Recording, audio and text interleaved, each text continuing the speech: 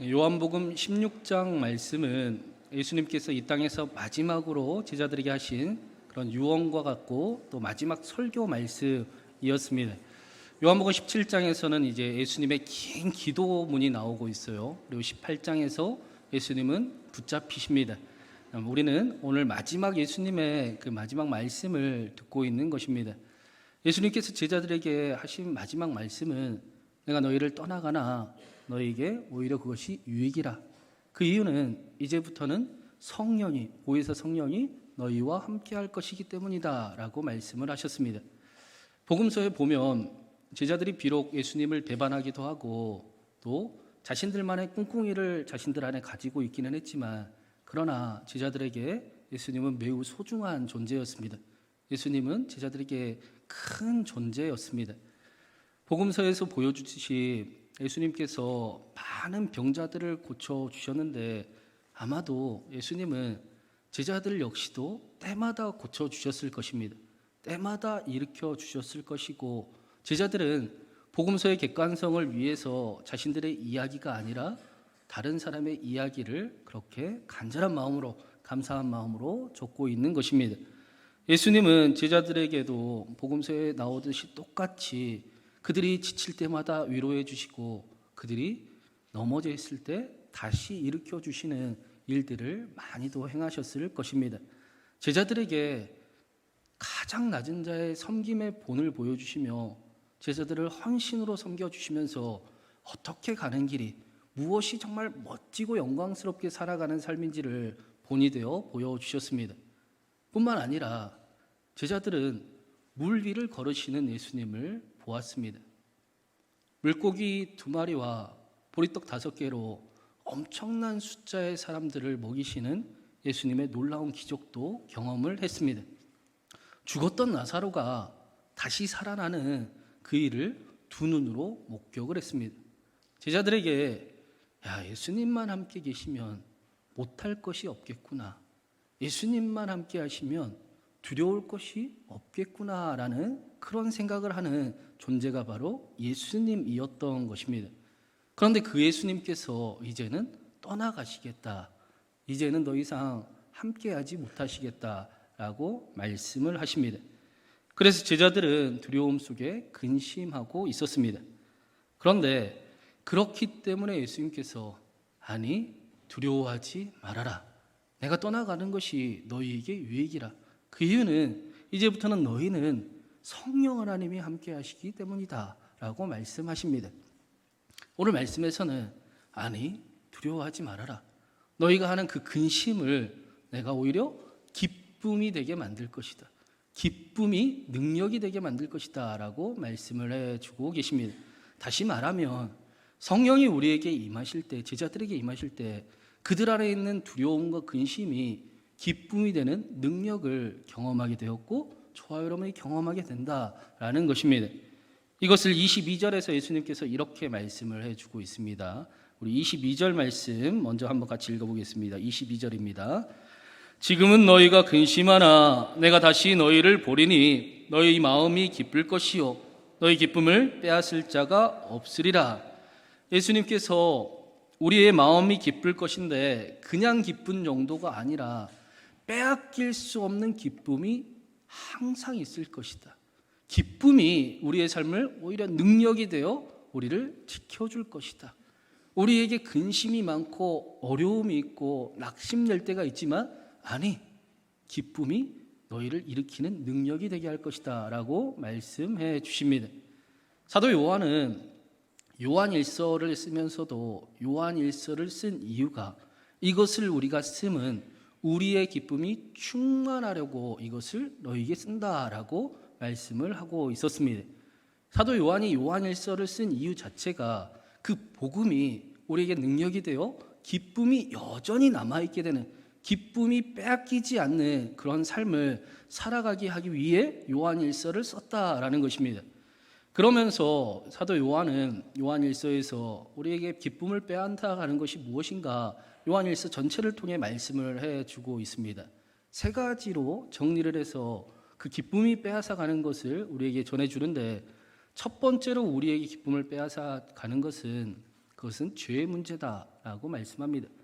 죄의 문제로 우리가 어딘가에 잃어버린 것 같은 우리의 한 구석을 사라지게 허물어지게 만드는 그 일들이 우리에게 불안을 가져다주고 두려움을 주면서 우리는 기쁨을 빼앗겨 버린다. 죄의 문제가 우리에게 기쁨을 빼앗는다라고 말씀합니다. 두 번째는 우리에게 기쁨을 빼앗아 가는 것은 관계의 문제다라고 말씀합니다. 생각보다 우리는 사실은 이 부분에서 훨씬 더 많은 기쁨을 빼앗기고 살아갈 것입니다. 사랑하지 못하는 그 관계 속에 미워하고 질투하고 또 응어리지는 그 관계 속에 우리는 기쁨을 잃어버리는 그런 삶을 살아갈 때가 많이 있습니다. 특별히 그 분노라는 그 감정이 우리에게 굉장히 해로운 감정입니다. 의학적으로도 심혈관 질환을 일으키는 유일한 그 감정을 분노라고 진단을 합니다. 분노하는 감정을 우리가 계속 품고 있으면 우리의 심장에 엄청난 일이, 안 좋은 일이 일어나게 된다라는 것입니다. 분노는 우리의 기쁨을 빼앗을 뿐 아니라 우리의 삶에 독이 되는 것입니다. 세 번째로 우리의 기쁨을 빼앗는 것은 요한일서에서 세상이 우리의 기쁨을 빼앗는다라고 말씀합니다. 세상의 소리들이, 세상의 그 걱정들이 우리의 기쁨을 빼앗아 갑니다. 세상이 가져다주는 문제가 우리에게 기쁨을 빼앗기게 만듭니다. 세상의 그 커보임이, 그 감당하지 어려운 그 무거움이 우리에게 기쁨을 빼앗아가 버릴 때도 있습니다.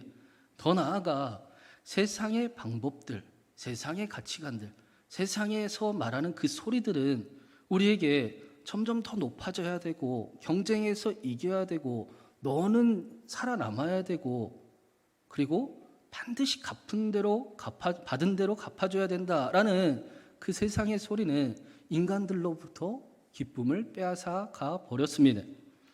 그 돌아가신 이어령 선생님이 이런 이야기를 하더라고요. 세상에 천재가 아닌 사람이 어디 있습니까? 우리는 다 천재들입니다. 여러분, 저도 천재고, 네, 이게 무슨 반응이죠? 네, 여러분도 천재입니다. 네.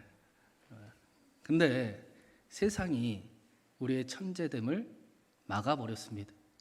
학교에서 학교 선생이 천재성을 덮어버렸고, 직장에서 직장 상사가 천재됨을 막아버렸습니다. 그래서 천재를 빼앗가 버렸습니다. 세상은, 우리가 사는 세상은 원과 같아서 모두가 자기가 잘하고 싶은 일, 잘할 수 있는 일, 하고 싶은 일, 자신의 그 존재를, 가치를 발견하게 해주는 일, 자신의 삶을, 그 이유를 찾아가게 해주는 일을 하며 각자의 방향으로 다 달려가면, 열심히 살아가면 모두가 다 1등이 될 테인데 세상은 한 방향만을 정해주고 그곳에서 모두가 1등이 되라라고 우리에게 기쁨을 빼앗아가 버렸습니다. 그리고는 베스트 원이 되라라고 가르치는 그런 세상을 우리가 살아갈 때가 많은데, 이어령 선생님은 그러니 베스트 원이 되려고 높아지려고 하지 말고 온리 원이 되십시오. 여러분의 가치, 여러분의 존귀함을 하는 유일한 사람이 되십시오라고 이야기를 합니다. 성경 역시도 하나님의 걸작품인 저와 여러분에게 똑같은 말씀을 전해주고 있습니다. 여러분, 베스트 원이 되지 말고 온리 원이 되십시오. 세상에서 가장 존귀한 사람이 되십시오. 그리고 1등 한 사람만 1등하는 세상이 아니라 모두가 1등하는 세상을 만들어 가십시오라고 가르치고 또 그렇게 살아가게 지금도 우리에게 만들고 있습니다. 사도 요한은 우리에게 죄의 문제가, 관계의 아픔이, 세상의 그 두려움이 있음을 없다고 이야기하지 않고 있음을 모르지도 않았습니다.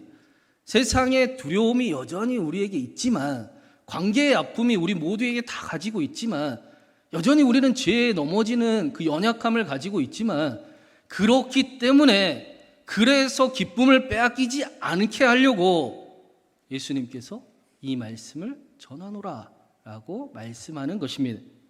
오늘 말씀에 왜 제자들이 두려워하고 근심을 하게 되었는지 그 이유를 이렇게 말씀을 해줍니다. 우리 16절과 17절 말씀 같이 한번 읽어보겠습니다. 16절 17절입니다. 조금 있으면 너희가 나를 보지 못하겠고 또 조금 있으면 나를 보리라 하시니 제자 중에서 서로 말하되 우리에게 말씀하신 바 조금 있으면 나를 보지 못하겠고 또 조금 있으면 나를 보리라 하시며 또 내가 아버지께로 감이라 하신 것이 무슨 말씀이냐 하고, 우리는 이 말씀을 읽으면 들으면 무슨 말씀인지 잘 이해가 되죠. 조금 있으면 예수님은 십자가에 지실 것입니다. 돌아가실 것이어서 보지 못할 것입니다. 그러나 조금 있으면 다시 부활하셔서 제자들은 예수님을 보게 될 것입니다. 하나님께 다시 돌아가셔서 성령을 우리에게 보내주시며 이제부터는 우리와 함께 하심을, 그리스도의 영이 내 안에 계심을 알고 보게 할 것입니다. 조금 있으면 너희가 나를 보지 못하겠으나 조금 있으면 너희가 나를 보리라 라고 말씀하십니다. 그런데 오늘 말씀에 보니까 제자들은 이 말씀을 이해할 수가 없었습니다. 예수님이 가시고 성령께서 오심을 알지 못했다라고 말씀합니다. 예수님을 믿지만 예수님이 왜 오셨는지는 모르고 있었습니다. 예수님과 함께하고 있지만 예수님께서 그 십자가에 왜 달려 죽으셨는지는 모르고 있었습니다.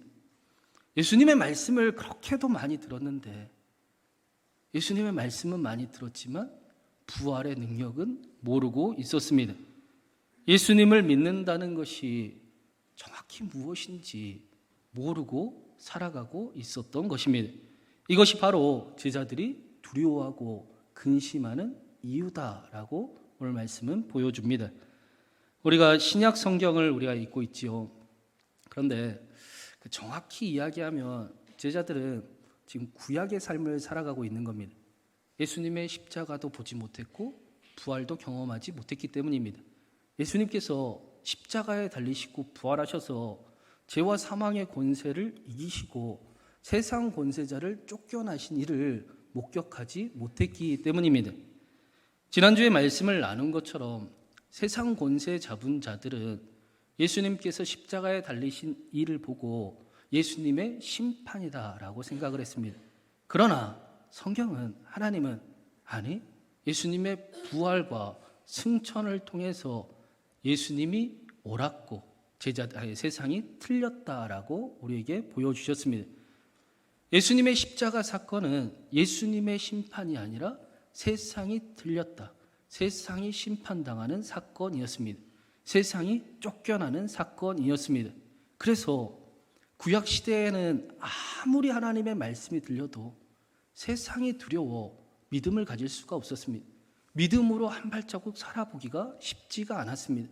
그런데 이제는 예수님께서 세상의 권세를 이기시고 예수 그리스도를 믿을 수 있는 사람들, 하나님을 사랑하는 사람들을 곳곳에서 일어나게 하셨습니다. 지금도 하나님은 저와 여러분에게 그 일을 행하고 계십니다. 하나님은 저와 여러분에게 지금도 하나님의 사랑을 알려주시며 하나님을 사랑하는 자로 세워가고 계십니다. 예수님께서 오늘 말씀에서 이 일을 이렇게 설명을 해주고 계세요. 우리 21절과 22절 말씀 한 번 더 같이 읽어보겠습니다. 여자가 해산하게 되면 그때가 이르렀으므로 근심하나 아기를 낳으면 세상에 사람 난 기쁨으로 말미암아 그 고통을 다시 기억하지 아니하느니라. 지금은 너희가 근심하나 내가 다시 너희를 보리니 너희 기쁨을 빼앗을 자가 없으리라. 예수님이 십자가에 달리시고 부활하신 그 일을 여인이 해산하는 고통을 비유로 설명해 주고 계십니다. 여인이 아이를 낳는 것은, 해산의 고통은 온몸과 온 뼈가 다 부서지는 그런 고통을 수반하는 일입니다. 자신의 모든 에너지를 아이에게 쏟아붓고 진해까지도 나누어주는, 생명을 거는, 생명을 바치는 일입니다. 그래서 제가 못 모를 때는 장가가기 전에는 아이를 4명을 낳고 싶었어요. 네, 진짜 철이 없었지요. 근데 한 애를 키워보니까 다 그러더라고요. 일단 한 명 낳고 키워보라고. 그리고 할 수 있으면 둘째는 생각하는 거다. 그 말이 맞지요. 그러나 그 해산의 고통이 너무 커도 그 고통을 계속 간직하고 그것만 기억하며 살아가는 어머니는 세상에 한 사람도 없습니다. 해상의 고통이 비록 너무나 힘겨웠지만 새롭게 탄생하는 그 생명이 훨씬 더 크고 놀랍고 기쁘고 아름답기 때문입니다. 그 생명의 기쁨이 너무나 크기에 해산의 고통은 남아있을 여지가 없습니다.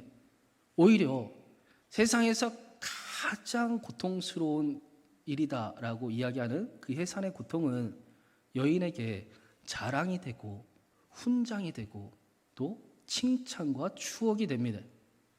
그래서 이 세상에서 가장 아름다운 단어를 어머니라고 이야기하지 않습니까?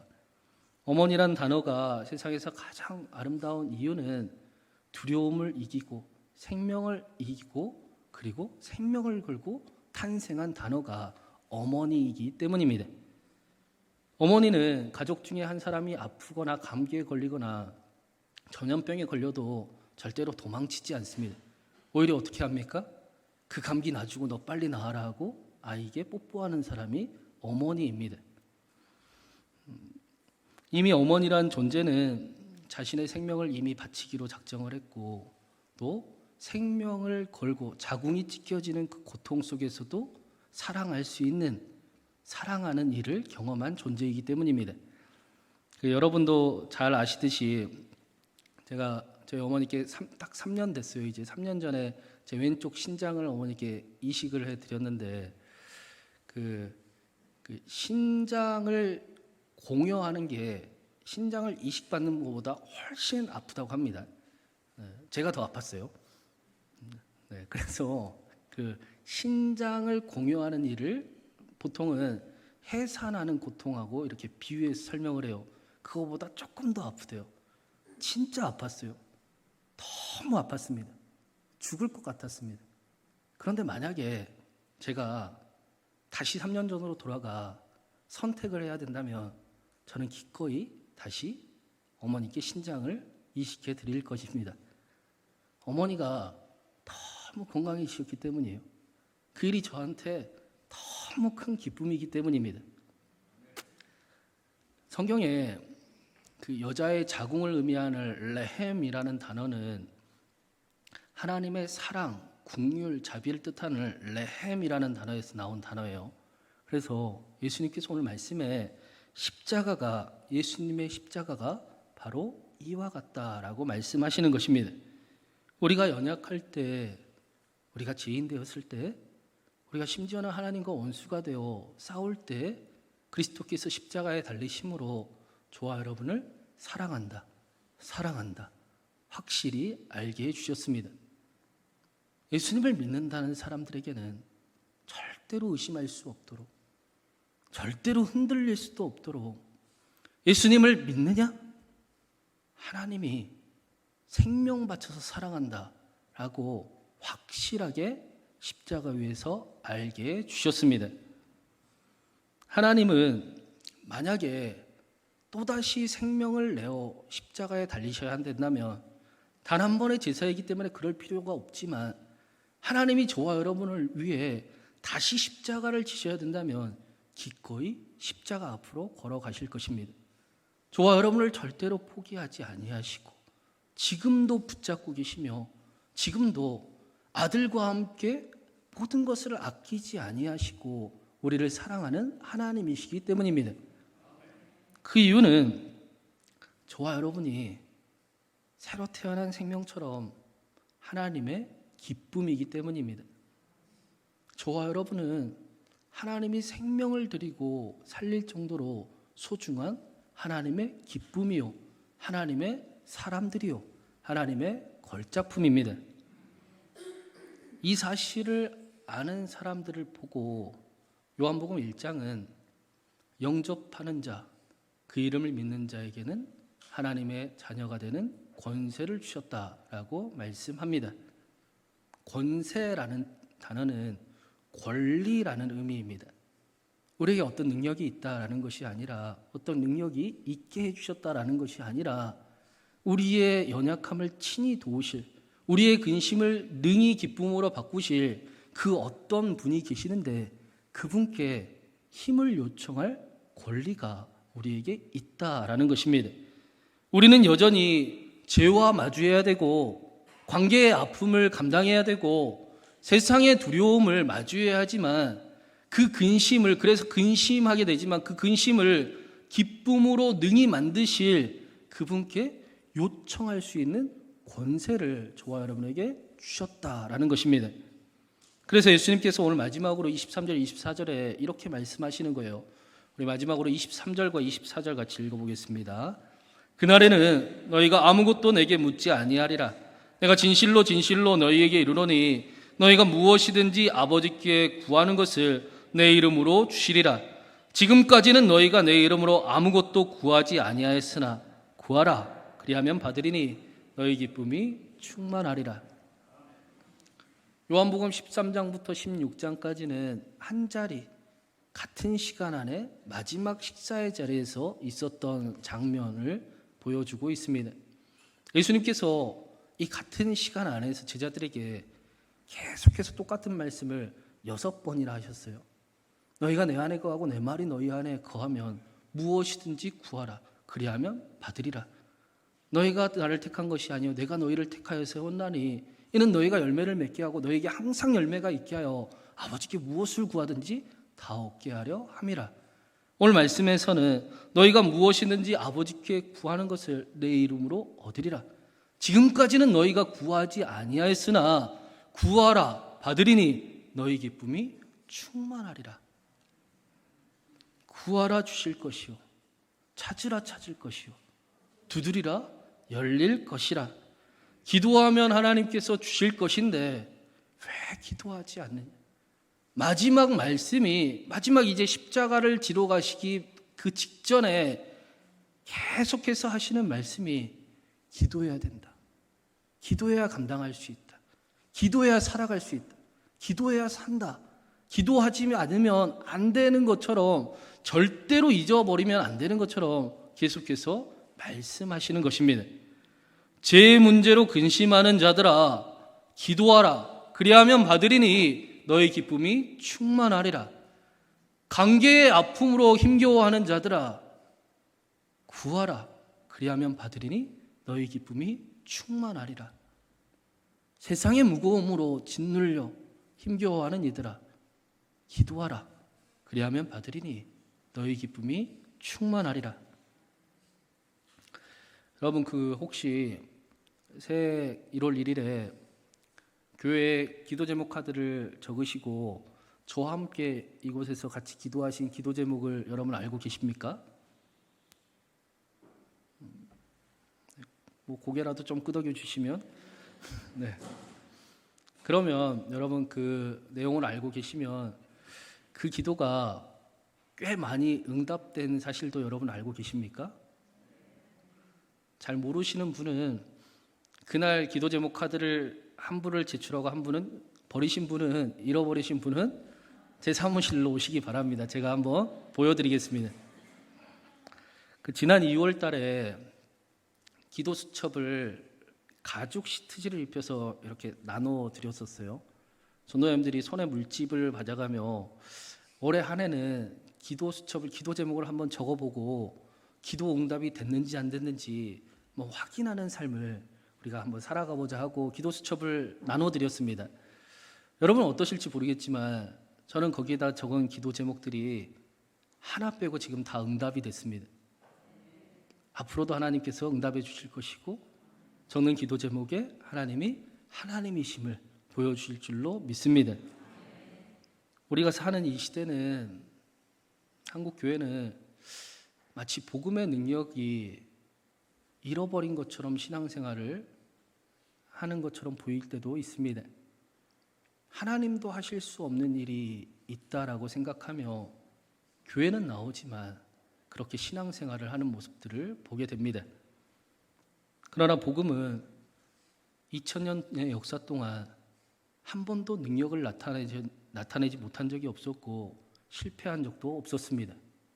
복음은 로마의 박해에도 더 큰 능력을 나타냈고 로마 제국의 국교가 되며 심각한 유혹이 찾아왔지만 여전히 살아있고 여전히 능력이 되었습니다. 그래서 지금 저와 여러분에게 하나님의 사랑을 아는 자들이 되게 하시고 하나님을 사랑하는 사람들로 우리를 여전히 세우는 능력으로 함께하고 있습니다. 사랑하는 여러분, 하나님의 사랑이 저와 여러분에게 능력이 될 것입니다. 하나님의 사랑을 알고 기도하는, 하나님을 사랑하기 때문에 당연히 자연스럽게 기도하는 저와 여러분의 기도에 하나님은 응답하실 것입니다. 구하라 주실 것이요, 두드리라 열릴 것이요, 찾으라 찾을 것이니라. 지금도 여전히 끝까지 사랑하시는 하나님의 그 사랑이 저와 여러분의 능력이 되어서 우리에게 있는 근심이 있지만 그러나 기도하니 기쁨이 되는 놀라운 은혜를 경험하고 더 나아가 그 하나님을 위해, 사랑하는 하나님을 위해 우리의 가정과 우리의 삶의 자리에 이 나라에 천국을 이뤄가는 기쁨을 누리게 하는 저와 여러분의 삶이 되기를 주님의 이름으로 축원합니다.